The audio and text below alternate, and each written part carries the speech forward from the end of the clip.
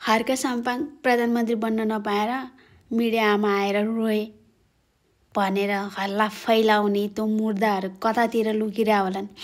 अनि हर्क साम्पाङ त धरानदेखि त्यस्तो कर्फ्यूको बेला नि म देश बनाउँछु म थाम्छु भनेर आउँदाखेरि नि हर्क धरानतिर फर्क हर्क धरानतिर फर्क भनेर आन्दोलन गर्नेहरू कहाँ होलान्?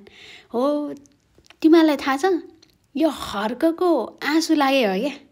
त्यही भएर सुशीला आमाले छ नि गनाको पेटीकोट फडक्क फर्काएर सबले देखाइरहेछ क्या हैन। अनि यो कलियुग हो।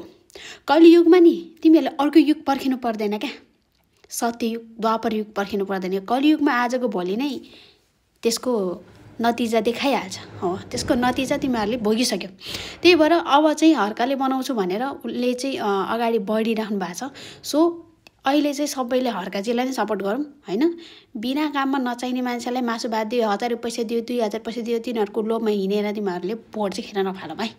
म भन्छु यो पालि हर्कले गर्छु भनेर चाहिँ उसले सबैसँग अनुमति मागिरहेछ। ठिक छ गर्छु भन्ने मान्छेलाई एकचोटि चान्स दिएर हेरौँ सबैजनाले है।